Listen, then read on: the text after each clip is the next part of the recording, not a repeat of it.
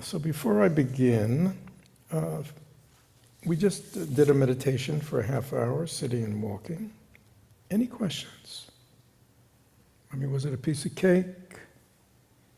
Easy to quiet and calm the mind and stabilize the mind, easy to let go of dramas and ruminations and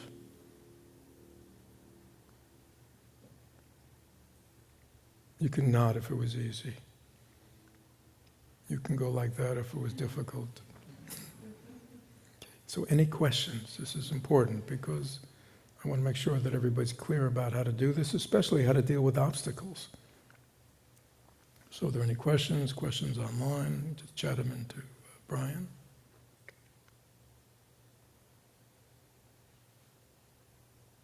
This means people are shy, too sleepy, or they have no questions. Everything's clear. Yes? It's not a question, but I was very distracted this morning. I had things going on, no meaning. Yeah, so she said she was very distracted this morning. There are a lot of things going on, which is an interesting kind of phrase, isn't it? There's a lot going on. Well, the interesting thing is there's absolutely nothing going on in the Dharma hall. Is that true?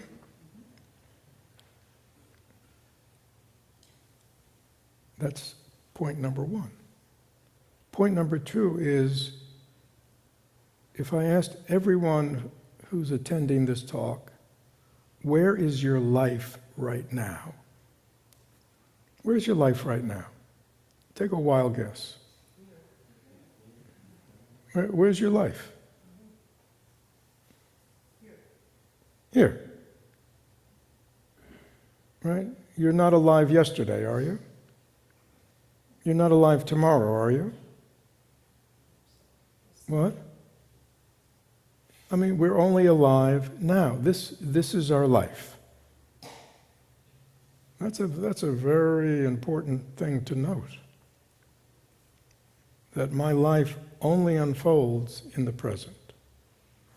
Doesn't unfold in the past. It unfolded. It won't unfold in the future. That'll be an unfolding. But our life as a reality is only right now. And yet, Raven quite honestly said, I have a lot of things going on in my life. Well, I know she has right now nothing going on in her life, but in her mind, in our minds, we keep a lot going on, don't we? Because we think our thoughts about life are life. Is that true? And yet it's not true. Life is life. Life is this. Life is the way we live. And yet we spend an awful lot of time thinking our life is the past and the future. So that's one of the reasons we practice. Yeah, so what I want to talk about today is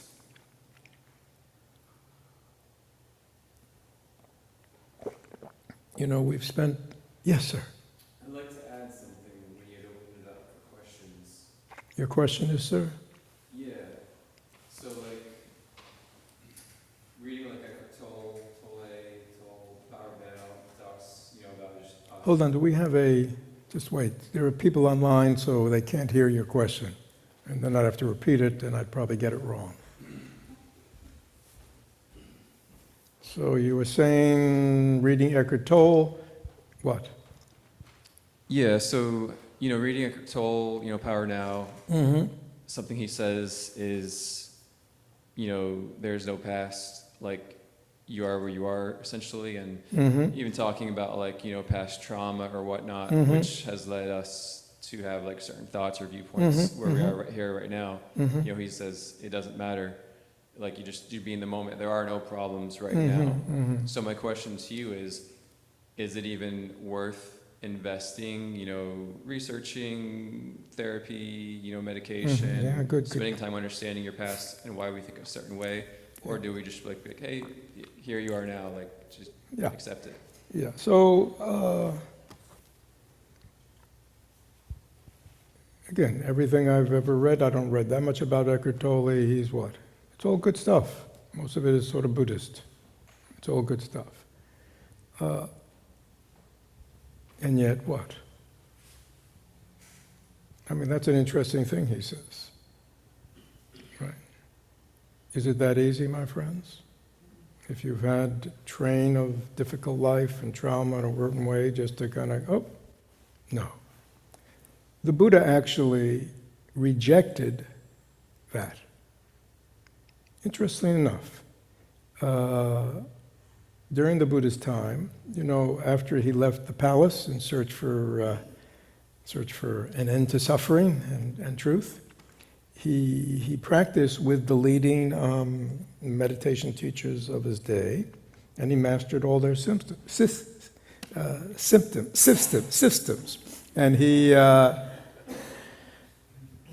And what he found was that in the moment, he could get into profound meditative states of vast oceanic peace and happiness and joy, right? All those wonderful states of the now. There was one problem. When he got up and he saw his fellow meditators get up and wander about and bump into each other, that great inner joy and peace and spaciousness did not carry through. And so therefore he continued his search. So what I'd say to you, it's both and. Okay? Buddhism is a both and, it's not an either or. Right. Can totally living in the eternal now be a wonderful place to hang out? Yeah, if you can do it. Right? But if you're in life and you find that your capacity to, not be deeply affected by those inner workings of your mind, seek help. Now, in our community, we've developed what we call our mindful living path, which involves emotional healing. Because what we find for Americans is there's just a lot of wounding. And so a lot of people's capacity to practice the Dharma the way, the next level, is very difficult because they're still very much affected by these historical mind states. So, everybody has their own individual path. I mean, trauma, I just gave a workshop about a month ago on the Buddhist approach to trauma. I mean, trauma is a very these days it's sort of, if you've had anything adverse thing happen to you in life, you've been traumatized. So it's kind of developed that way. But if somebody has really been traumatized and really has strong symptoms of PTSD, one needs kind of specialized attention, right? Just the same way, we can have a wonderful GP, right? Helpful in many ways, but if we have a very specific kind of disease or wounding, we what? We go to a specialist. Right? Okay? Yeah, so that's a good question. Nothing against Eckhart Tolle. I'm sure he's a wonderful man, but he's not here on Nebraska Avenue, where does he have his center? Or he might not even have a center. He may what? Write books, give big workshops, talks. So it's wonderful to teach the pure Dharma, but one of the things that the Buddha taught was what he called upaya. Along with wisdom, he taught upaya. Upaya is skillful means, right? So he would not teach the same thing to everybody. He might teach one thing to you, but somebody else may come along with a very different situation, and he'll give a totally different teaching, right? So there are some teachers who just give across the board the same teaching. And it's a true teaching, you know what I'm saying? But it may not be appropriate and helpful to everyone. So the Buddha's way was to always make whatever he taught appropriate and helpful to the person and where they were at in their life. And that's very important. Right? Very important. Good question. Glad you asked that. Any other questions?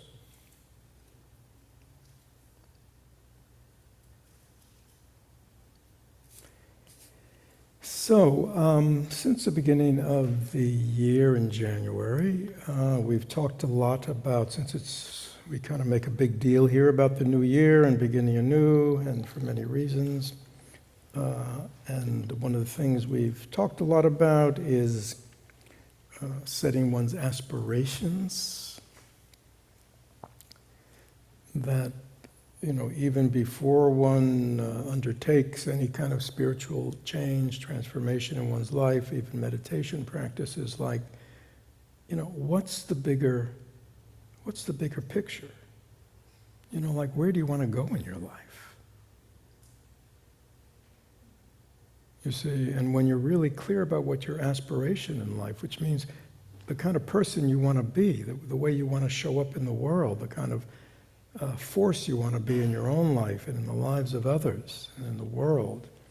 See, once that aspiration is clear, and many people don't have an aspiration that's clear,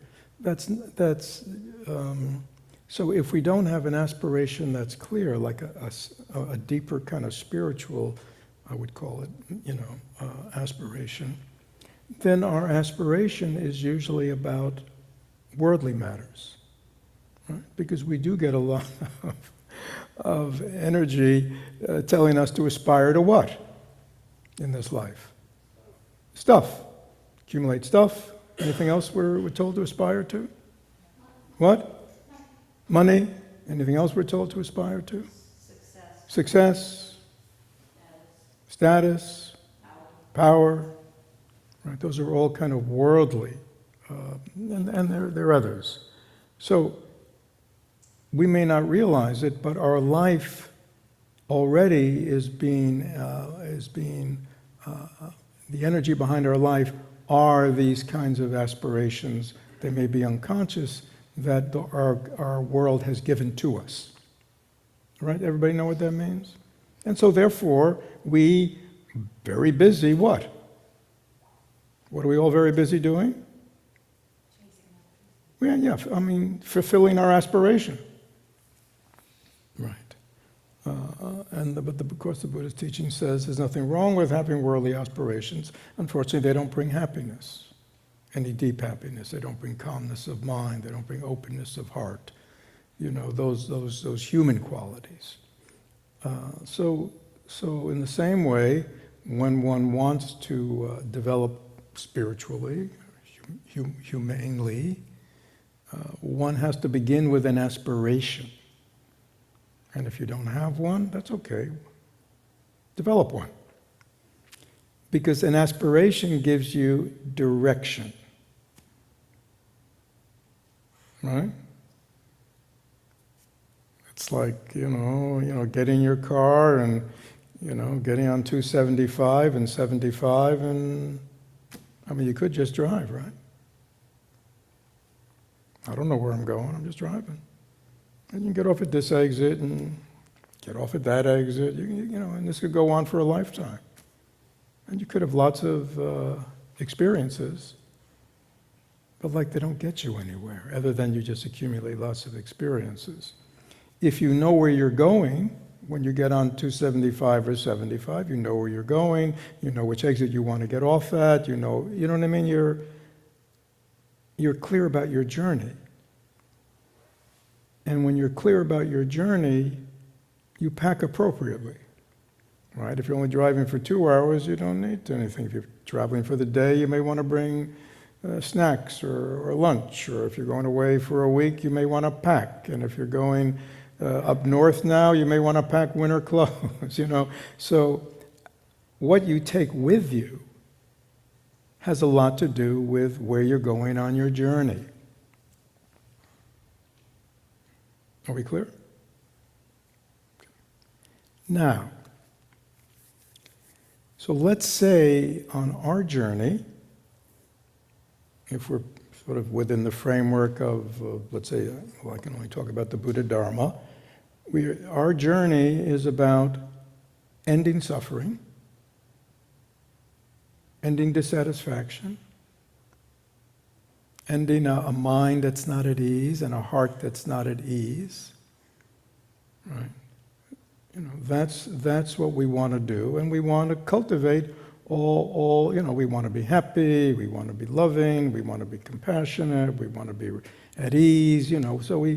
So we have what? We have an aspiration. So just stop for a second. Everybody close your eyes and ask yourself, do I have an aspiration in this life that's clear to me?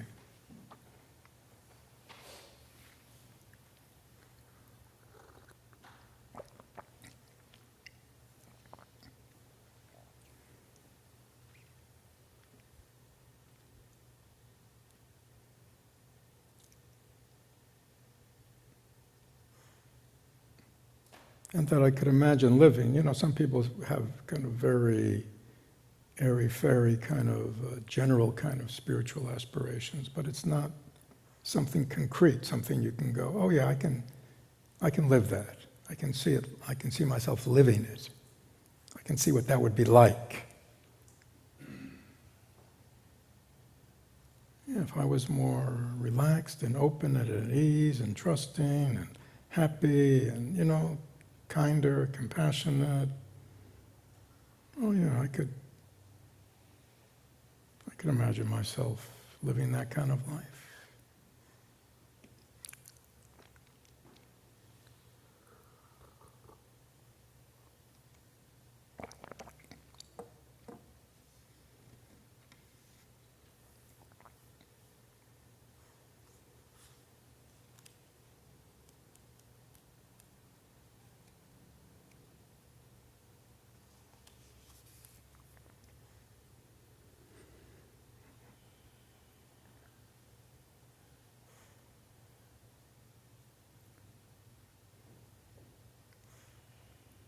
And many of us, our worldly aspirations are clear.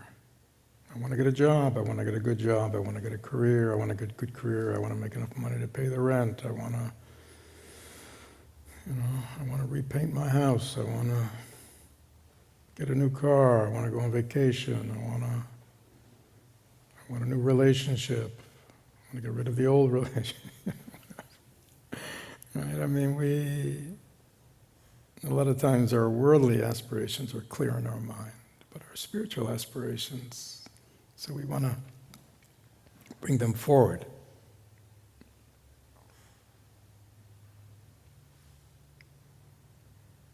So please check to see whether you have a kind of a spiritual direction in your life, and that you have a sense of what that would look like for you.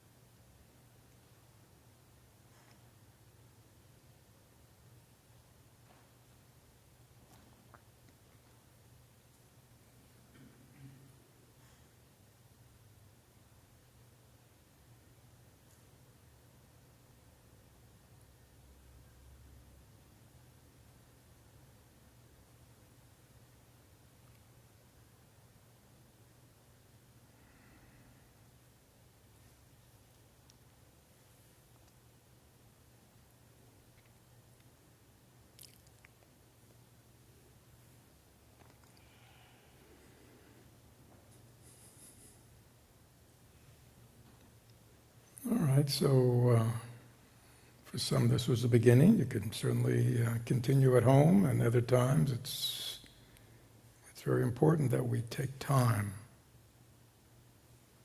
to get clear about where we want our life to go.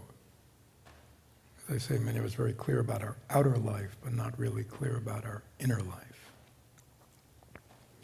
So this is, and I'm going to talk about something else, but I sort of like these. In Zen, there is something called the 10 ox herding pictures, and they're really about the mind and how the mind is trained and how the mind is transformed. And there are these 10 pictures with little poems that various masters have written about. So this is the first one. You probably can't see it. It is a picture of a ox running about. And there's a young boy holding out some kind of food, trying to get the ox's attention. In this, ox is symbolic for our minds, okay? And the verse says, a raging ox with menacing horns runs away across hills and streams, where black clouds shroud the valleys, who knows what sprouts it tramples. So this is, and the verse is called Untamed. Okay? So, you have aspiration. You want again, aspiration for your life, for your being, not your worldly life, your inner life. And we know that the only way we will fulfill our aspirations if we what? Tame our minds. Because it's our minds that are running this way and that are causing us the problems. But as you can see, the mind's untamed. It runs this way and that. And as it runs, who knows what sprouts? It means all the little sprouts of things that you want to develop, or things you plant, little things you plant of goodness. Who knows what sprouts it tramples as it runs about, this untamed mind. And you see, the only thing the poor boy can do is what? Come here, please come here. You know what I mean? It's like when your dog gets away from you or something. You realize he's not on the leash, and the only thing you can do is come here, right? You're just hoping. Who's got all the control? Who's got all the control? The ox. Or in that case, your dog. Right? So,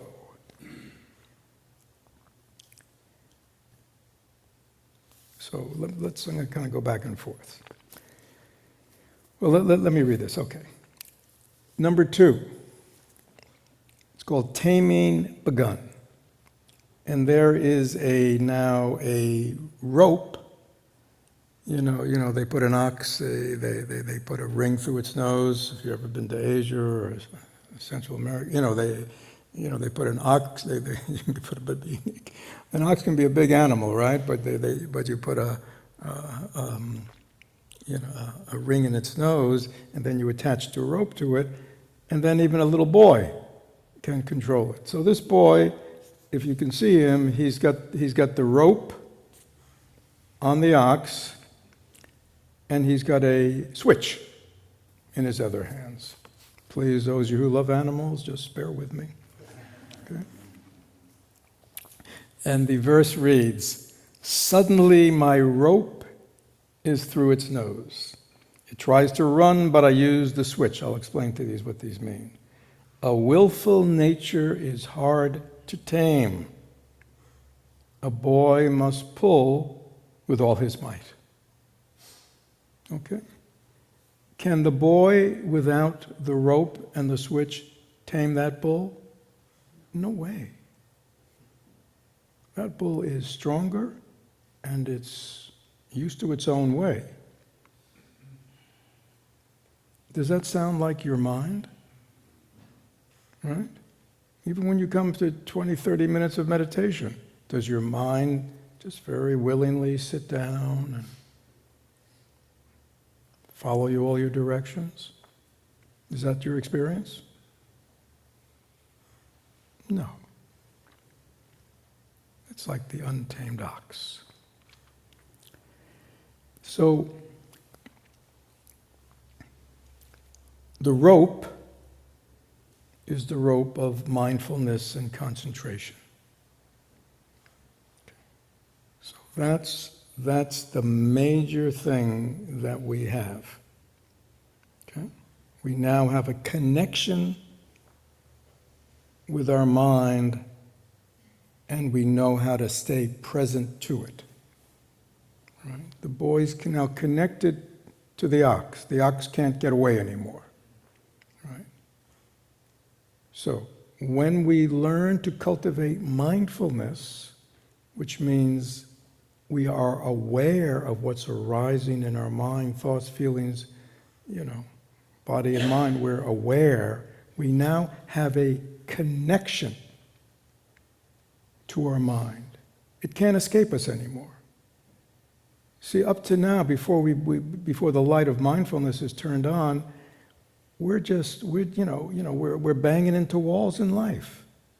Why did this blow up in me? And why did this happen? And how did this happen? And stuff comes up in relationships, and we're like doing our best, but we don't know really what's going on. And so we try to stop it here, and we try to stop it there, and we try to put a Band-Aid on it here, and we try to make a change here, and we get a book here, and we go to therapy there, and still what? Still the mind's untamed. So in our way, we use the tool, there are many tools, but this tool of mindfulness, of being aware of what's arising in our mind, is so key. That's the rope that connects us with the ox of our mind. Now the boy also has a switch.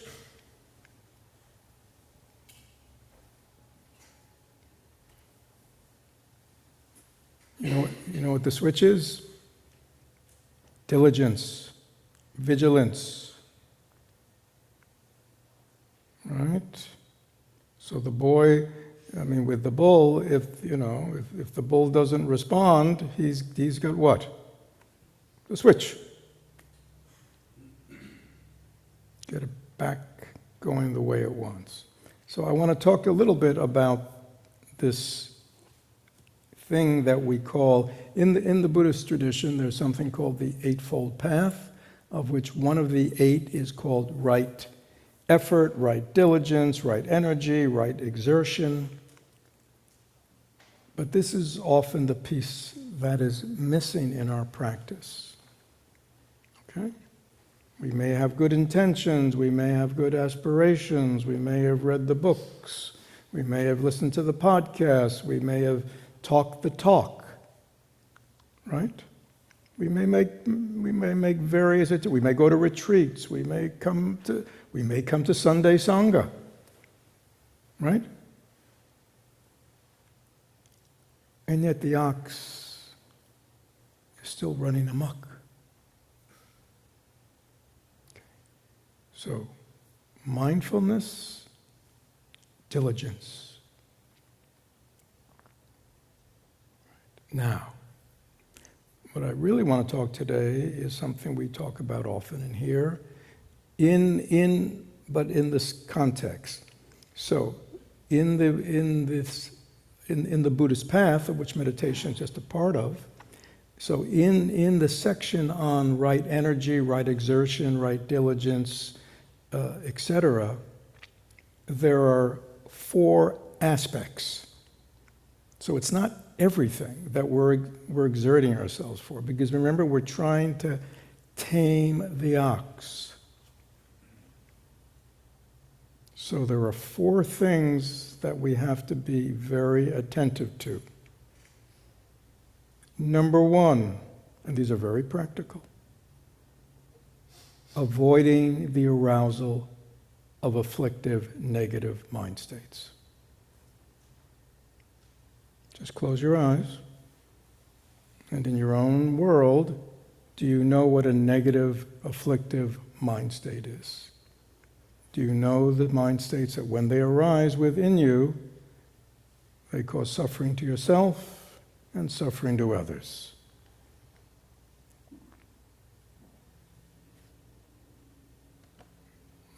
I'm sure we know them, so take a moment. Some of us may be very familiar with it. There could be a whole litany of them. But what are those negative mind states, afflictive mind states, unwholesome mind states, unhealthy mind states.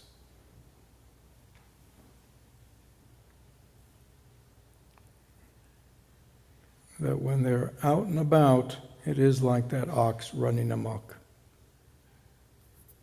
Right? Trampling on all our good sprouts.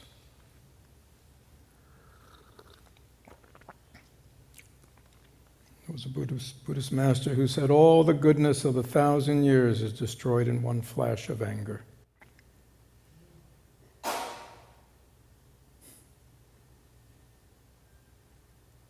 Many of us know that from experience.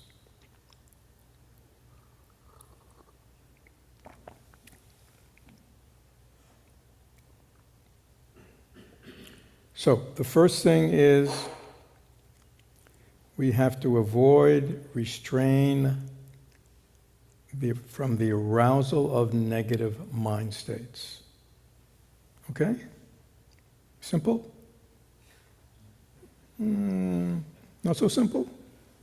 Some will be simple, some will be hard. So, the second right energy, which is very important, is when negative, unwholesome, unhealthy mind states have arisen, they need to be abandoned. They need to be stopped. They need to be mediated. In other words, we may not be in the place yet where we can just abandon all of them, just stop them, right? But we can be in a place, based on our aspiration, that when a negative, afflictive mind state arouses, my mindfulness will alert me. And I will remember my aspiration not to cultivate these. And that's my diligence. And I will diligently abandon them. Do something else. And we can talk about that. There are many things we can do in our practice. But the important thing is that aspiration and intention and that diligence. Yeah, I don't want to cultivate those anymore. Show of hands. How many people enjoy cultivating painful mind states? Anybody just love it? Feels great? You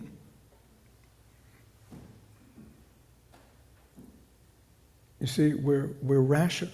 And for those of you who nobody's raising their hand for those on home. How many people do, from time to time, cultivate those afflictive mind states? Okay, everybody's raising their hand. All right, so we see the dilemma, right? We might, another way of thinking about this is our aspiration body is the one that wants to move us toward a new future for ourselves, okay? But this other body, we might say our historical body, it just wants to keep doing what it's always done. Is that clear? So that's what we're talking about here. All right. So you have an aspiration. Yeah, I don't want to be angry anymore. Right? I don't want to be anxious and worried anymore. I don't want to be sad and despairing anymore. I don't want to be jealous anymore. Right? All that good stuff. I don't want to be critical. I want to, Right? That's your aspirational body. But your historical body and your aspiration body have not come together yet. Right? At this point, which one do you think is stronger? Take a guess. What? Yeah, that's the ox. That's why they use, the metaphor of the little boy with the ox. But again, if anybody's ever been to Asia, you see that. You see little boys, little girls leading around these, 2,000-pound oxes, and they're just following along with them. There's no reason for them to do it, but they've been tamed. They follow along. So at this point, our mind has to be tamed. And we tame them by understanding these four and being very clear. I know what my negative mind states are. I know the negative seeds that lie within my own mind and consciousness. And I am going to be diligent in, at least when I can, not bringing them up. Now, how do we know they're about to come up? We're mindful. That's all. Nothing profound. We're just self-aware. How do I, if there's a knock at my door at night, on my outdoor door at night, somebody's knocking, do I just open the door? Is that what everybody does? Knocking on the door at midnight, you open the door and go, who's there? You don't do that. What do? What? You look. You turn on the outdoor light. You want to see who's there. You don't just let them in, do you? That's mindfulness. Okay? Mindfulness is having that capacity that when there's a knock at the door of our minds, there's some emotion, there's some thought wanting to come in, you turn the light on. Is that clear? Now, if your cultivation has been strong and you just keep the door closed, right? But let's say you open the door and they put a foot in, then what are you going to do? What? Get the switch. Do something. All right? At this point, you're going to do something. Right? And that's the second, which is, again, if those negative mind states arouse, have your strategy, what you're going to do. Because if you cultivate it, and I assure you, we are cultivating unwholesome mind states all the time, they only grow what? Stronger. Think about anger. Has anybody here ever been angry? All right. Now, anger begins usually, something happens. Is that true? Something happens. Somebody does something, somebody doesn't do something, somebody says something, somebody doesn't say something. You're right? Something in the world happened, something. Okay. It begins with just an incident. But do we leave it at that? Remember what it's like to be angry. Do we leave it at that? What do we do? Come on, we have professionals here. What do we do? What do we do? React. Well, we react, but what goes on in the mind? What? We internalize and we repeat. We repeat the story. How many times do you repeat the story? What? A lot. We repeat the story. And if it's a good one, sometimes we have good imagery to go along with it. Right? And every time we repeat the story, we go, I can't believe they did that. That's that's so, and we raise the ante. They're just the meanest, they're the cruelest, they're right? Everybody know what I'm talking about. And as you're cultivating that, how are you feeling? More peaceful and relaxed? No. So a lot of times the explosion, the reaction, has already been fueled, you see? And we have to see that that process is going on where?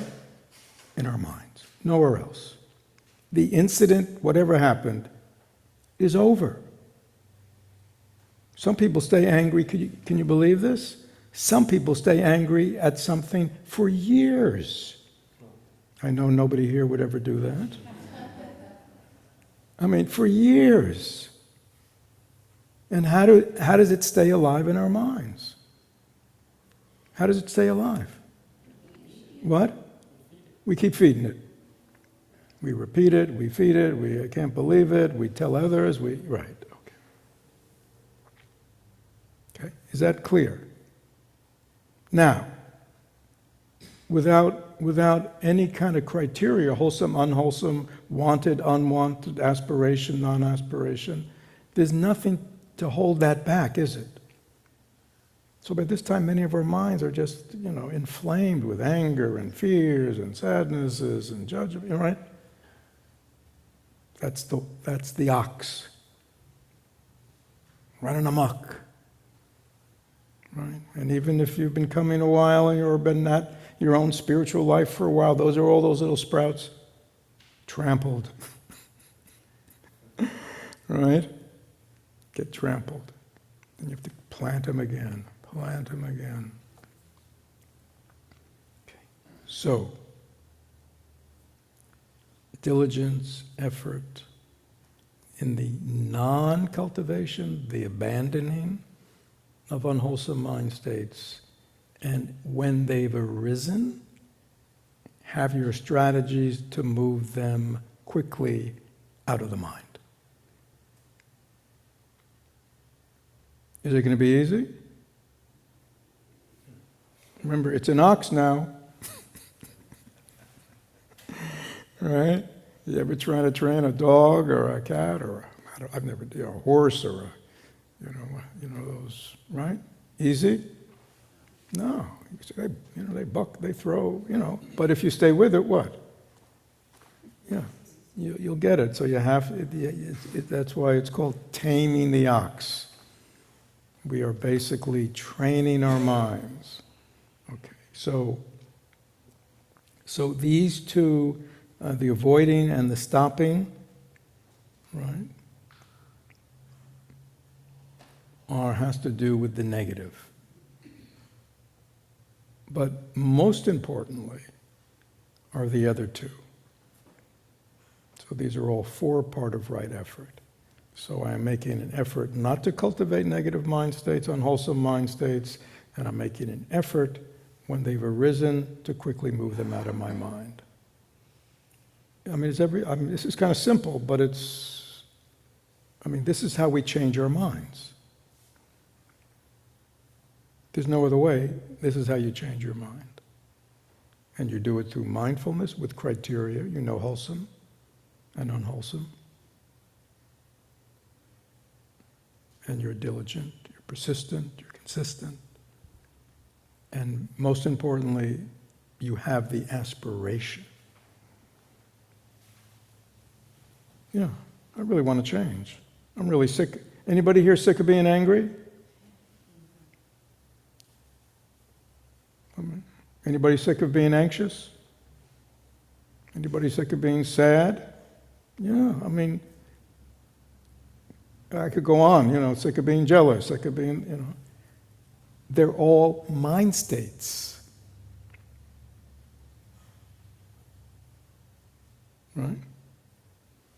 If there really was a 2,000-pound ox bull in this room, and I said, could somebody please tame it, or at least rope it, how would that be? That'd be hard. But this is just our mind. They're just thoughts. Right? And yet we give them this power. We have given them this power. Now, most importantly, is okay, if I am giving up the cultivating of afflictive, painful, negative mind states, if I am becoming more diligent in when they arise, to moving them quickly out of my mind, abandoning them. Now, is that going to give us happiness and an open heart and a loving heart and a compassionate heart and a mind at ease? No. It's going to end a lot of the disturbance, but most importantly in right effort is what are we making the effort or exerting ourselves to cultivate? Okay. Number one, we want to cultivate wholesome seeds of mind, wholesome mental formations. And then you just call out, what's a wholesome mental formation or mind state that you'd like to cultivate in your mind? joy, gratitude, love, kindness, compassion. What? Generosity, peace, gratitude, investigation, insight. What? Curiosity. Understanding. Anybody else? Anybody online? Just chat. Anybody? Yeah. Grace. Yeah. What? Patience. So we came up with that list in 1 minute. We all know, right? The same way when I said take an inventory of your afflictive emotions, it didn't take you too long, right? Just be introspective in a couple of minutes. And when we do this, we go, oh yeah.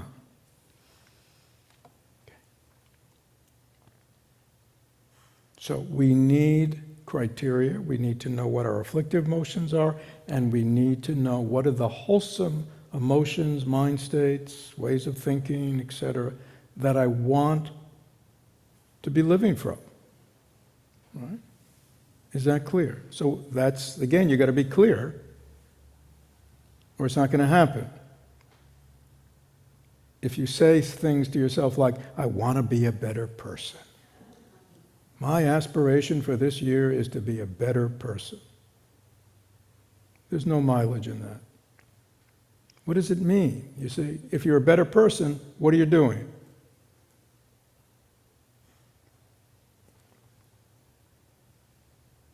Right? I mean, you have to know what it would look like if I'm a better person.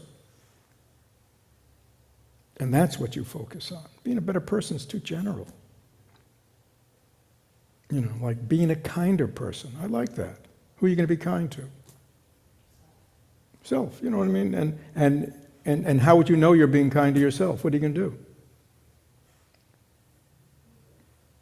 See, you have to work it so it becomes very clear. Because for those who aren't kind to yourself, your fault finding with yourself is very specific. Have you noticed that? He or she will always be calling you out for very specific things. Have you noticed that? So you've got to be clear on the other side. Right? So, you have your aspiration to be a better person. You actualize that by really making a list of all the wholesome mind states that you want to develop in yourself. And you know what they look like. Okay? Now you got to do what? The third. Cultivate. You know, the cultivation, the energetic exertion of cultivating wholesome mind states.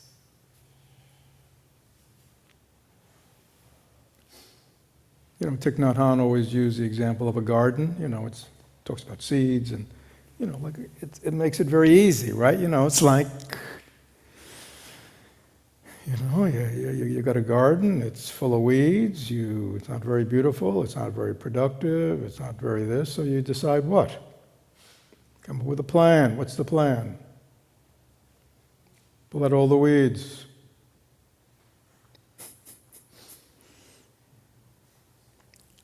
And then you got to decide what? Once the weeds are out, what are you going to plant? What do you want to plant? Annuals, perennials, fruits, vegetables, you know, what do you want to plant? And once you decide what you're going to plant, you've got to buy the plants and you've got to plant them. Once you plant them, you just kind of abandon them? Is that what you do? Get the seeds, you just throw them in, forget about it, come back and hope you can have a beautiful garden? What do? What? Water? Fertilize? Weed? Yeah, you're caretakers. You're cultivators. And if you do that diligently means you give it attention, they'll grow. They'll grow. And if you're very diligent, you know what the weeds are. When you see them come up, what do? Pull them out.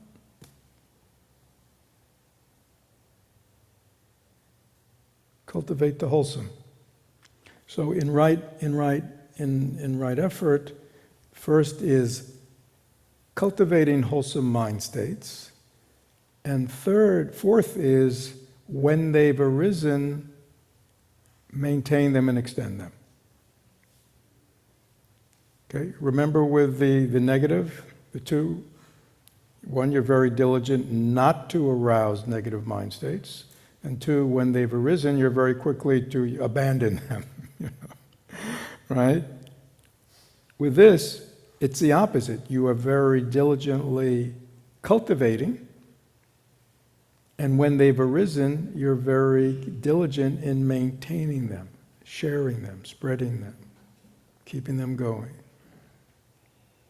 This, in these four, is how you change your mind, how you change your life, how you become a different person.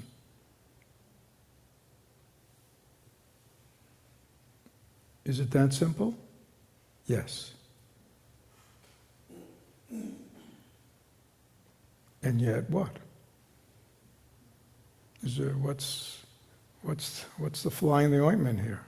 It's not easy. Because of what? It's so easy. Everybody here is understanding exactly what needs to be done. Hold on a question. I'll show you how untrue you are. Does everybody know what kind of afflicted negative mind states they'd like not to have in their mind? Just raise your hand. Yeah. Does everybody know what kind of positive, wholesome mind states they'd like to have in their mind? I mean, look how easy it is. We're all clear. We got one problem. I'm coming back here. Remember the ox? The ox is what? Untamed. All right, but remember with number 2, he's a little boy, but he's got the rope and he's got the little switch. Suddenly my rope is through its nose. It tries to run, but I use the switch. The switch is mindfulness, tells me it's running, and my switch is my little way of, A willful nature is hard to tame. A boy must pull with all his might. So this is in the beginning. Okay? And everybody here has different minds, and some people, it may feel like it's a 2,000-pound ox. Some people it may not, it could be a little calf or something. Still very obstreperous, but not so, okay? We all have different minds, all right? So, but now at least we're aware, the light's on, and we have a tool that we have to strengthen and use. Right? Anybody, again, it's so simple. Anybody here ever train a puppy? If you've ever trained a puppy or some kind of animal, did they, when you first got them, were they totally compliant? No. What'd you do? Persistence.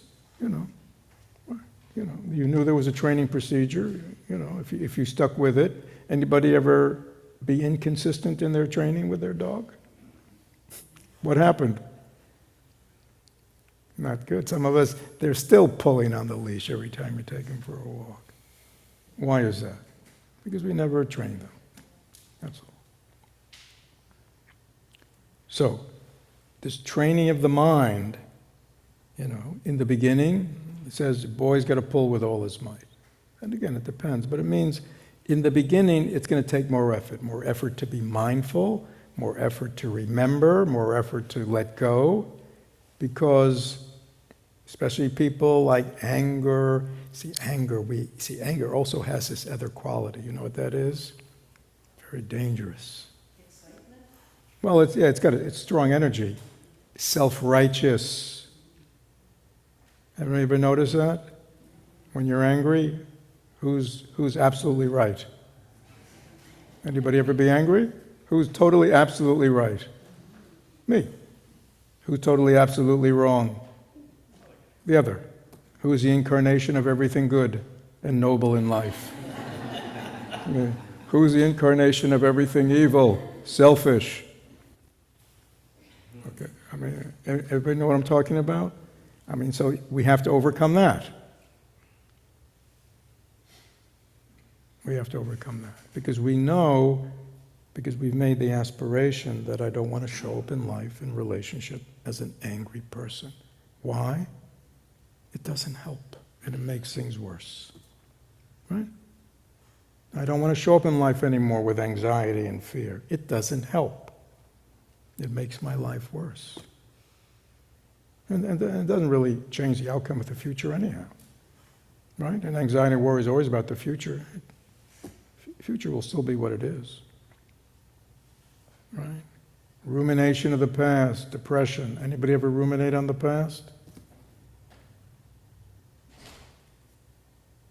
For what purpose? Anybody spend a lot of time ruminating the past, going over things, especially negative things? We love to ruminate about negative things. Right? Make you feel good? Changes your past?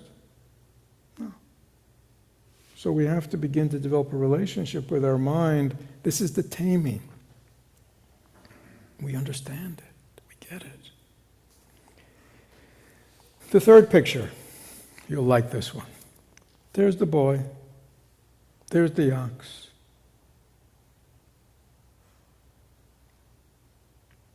Yeah. So here the rope is taut. You can tell he's pulling, and he's got the switch up ready. You know, he's in that level. Here, there's some slackness in the rope. The switch is down like this. This is 3. Restrained. Gradually tamer, the ox doesn't bolt. Through water and clouds, it follows in step. Not relaxing his hold on the rope, the herd boy forgets fatigue. Okay, so this is, now we're progressing, right? The ox is tamer. It follows in step. The boy is not relaxing its hold on the rope, is he? Or she? He's got a hold on the rope. The ox knows somebody's got a hold on the rope, but the ox is no longer constantly pushing. Right? That's why it says the herd boy is no longer fatigued. A lot of emotional drama is fatiguing. It's wearying. Right? Stress, everybody's stressed. Stress is of the mind. It's fatiguing. It's exhausting. Right?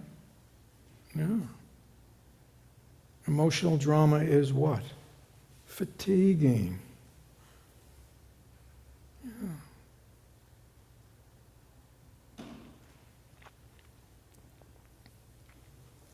So, in the third one, the mind has become restrained.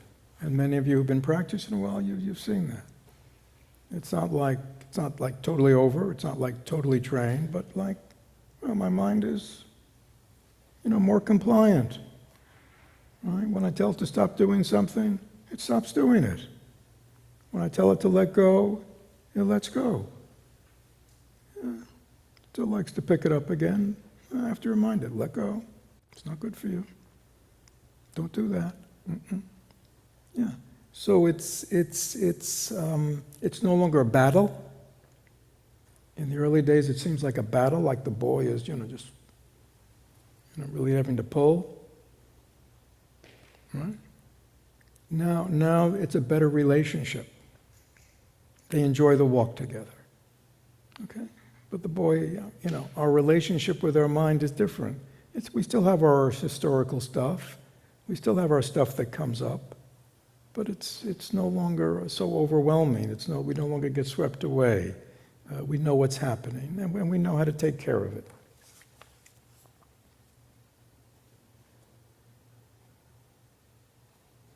And I'll just end with turning its head, number 4. With constant effort, it turns its head. Its unruly mind gradually calms down. The herd boy can't let go just yet. He holds the rope, and when not, he leaves it tied. Yeah, so things are changing, things are turning. The ox is turning its head toward your aspiration. The ox and you are now more in sync. But you're not at the point where you can kind of take it off its rope. Can't trust it yet to be on its own. But it's more in relationship to you. Yeah, so why don't I stop now? So everybody, aspiration, intention, right effort, right energy. Abandoning the negative.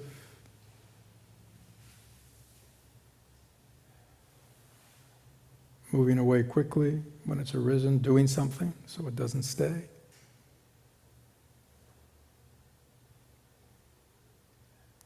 Learning to cultivate wholesome mind states, positive mind states, right ways of thinking, and when they've arisen, doing your best to maintain them. This is a little formula, but it works. But it takes, again, this is all under the category of diligence, persistence, energy. I mean, anybody ever train in anything? Well, bodybuilder, right? Right? Right? And you just kind of laze about the house, eat candy and bonbons, watch TV, and right, and that's how you train. Is that correct? What? No. You mean you have to make an effort? Consistency. You have to make a consistent effort? You just can't only do it when you want it, when you feel like it. You always feel like working out, right? It's always such a pleasant experience. No. Sometimes your mind is going, let's skip it today. No. And yet, what? How do you handle it? Yeah. But what's your first name again? Tony, that's right, Tony. Tony, you have a conversation with yourself. You see, you have a conversation with your ox. And you might say to the ox,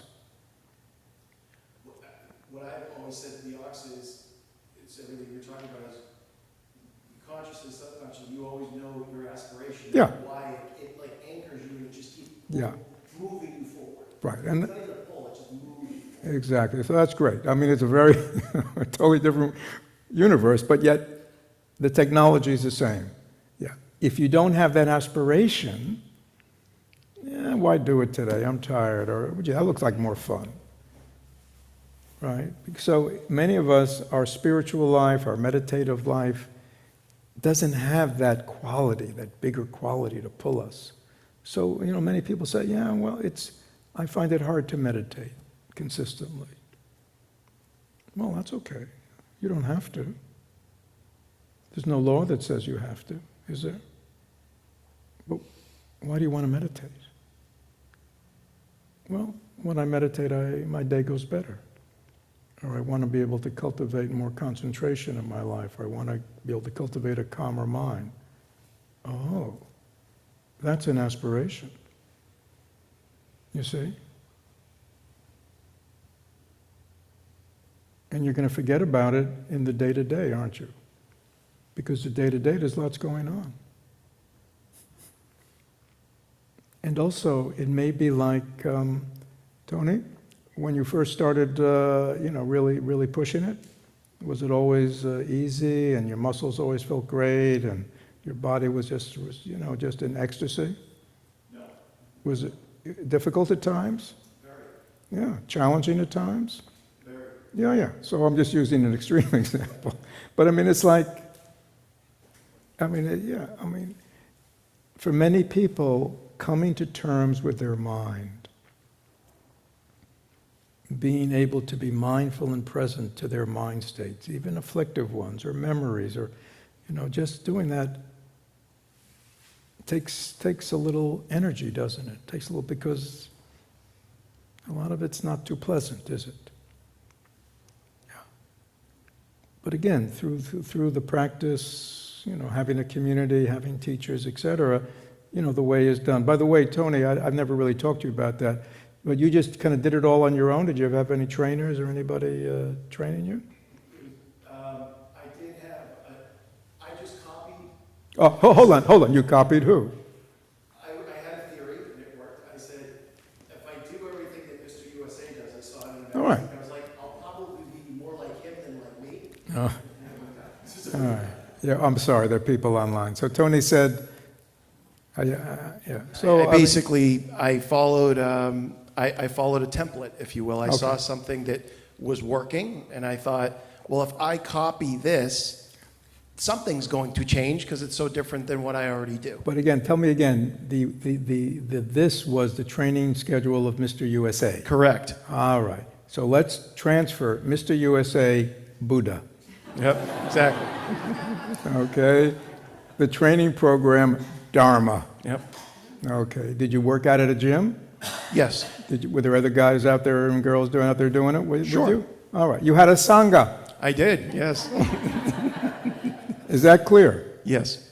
And having the example, the teacher, having the Dharma, the way, and having a community of people so you weren't doing it alone, it made it a lot easier than you one day going, yeah, I want to be a bodybuilder, Absolutely. and not having a clue. Absolutely. Okay? So it's interesting. So this has been helpful, Tony, but it shows you that, what works in the spiritual world also works in the ordinary world. It's the same principles. We need a teacher, we need an example, somebody who says to Tony, you can do it. Right? You look at Mr. USA and you go, he's a human being, just like me. Right? And you read about him and you realize, when I was a kid, they used to get these comic books. Anybody as old as me used to comic books in the back were Charles Atlas, remember? And some kid would throw sand at some other kid, and I'm not going to do that anymore. Right? Charles Atlas was the man, right? And used to send away for his program. Buddha Dharma Sangha. Right? It's the same principles. Any other questions? Does anybody think in that line, anything that's been said today about the four exertions, the four efforts, right effort, not clear? Yes.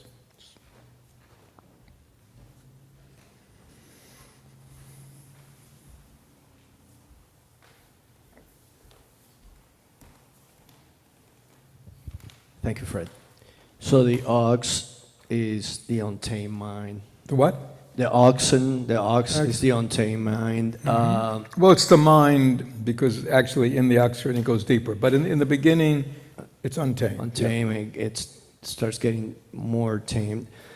Who's the boy? Is it also You're the boy. mind? You're the boy.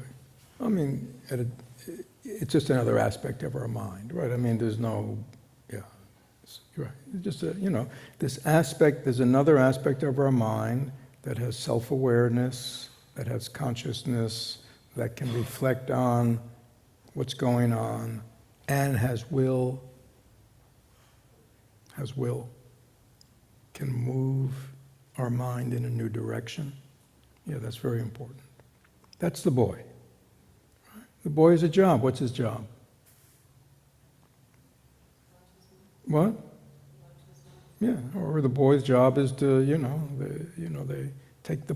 they take the buffaloes out in the morning and graze them and bring them back at night. That's their job, right?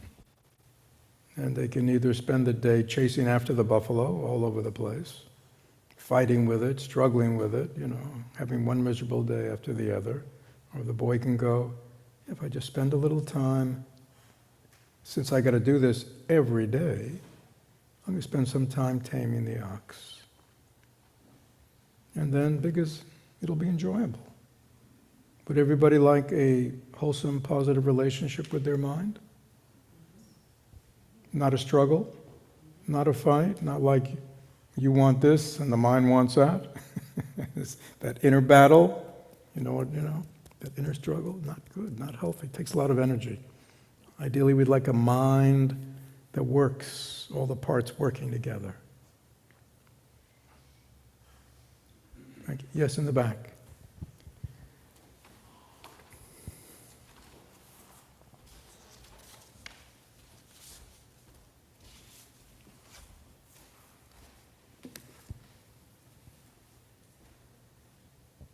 Such a powerful talk. Thank you so much.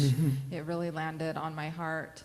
I make the intention to be mindful during the day, and then a thing arises, and I'm caught before I even realize I'm caught. And then the caught happens, and then say, I don't know, 20 minutes go by, and I'm like, oh, why did I get caught? In those moments, what do I do? Okay. First of all, what's your name? Shauna. Shauna, I don't know you at all. There might have been a time years ago where you might have gotten caught, and you might have stayed caught for hours and hours and days and days. Is that true? Yes. Okay. So please acknowledge you're doing better. I mean, and I'm not saying that just to throw it out there, because it's a training process, okay? And like I said, the historical energy or habit energy of our consciousness is very powerful, because that's what we've been strengthening. I mean, unconsciously we realize, yeah, I've put so much energy into cultivating negative mind states. No wonder I have a negative mind. You know what I mean? It didn't come from nowhere. Okay? Now, 20 minutes into it, you become aware. This is mindfulness. Remember? Mindfulness means you're remembering your criteria. Oh, I'll just make this up. Let's say it's anger, okay? And all of a sudden you go,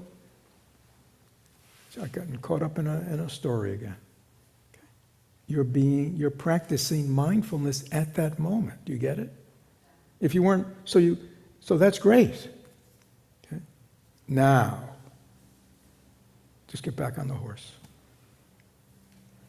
Don't ask yourself, oh, why'd I do that? Or what's wrong with me? I'm such a bad practitioner. I do no better. Anybody ever do that? Yeah. Worthless. Just get back on the horse. You're mindful. You got it? Right? You remember yourself? I made a vow just 10 minutes ago. I wasn't going to give vent to anger. I wasn't going to worry. As soon as you catch it, provide your antidote, do whatever you do, and get back on the horse. That's how you change. Like I often say to people, it's like learning to play the piano. If you hit a wrong note, what do? What? You hit a right note. I mean, don't hit the wrong note again. When when you hit a wrong note, know you're hitting a wrong note, and then just hit a right note. And then if a minute later you hit the wrong note again, hit the right note. And over time you will what? Hit more right notes. I mean, it's so simple, isn't it? I mean, our mind is the same way. But we have to be, So, and soon you'll be catching it in 15 minutes. And then one day you'll go, well, that's interesting. I'm not even upset about that anymore. I'm just letting things be. Okay? Thank you. Thank you. Yeah, so we should stop now. Thank you, everyone.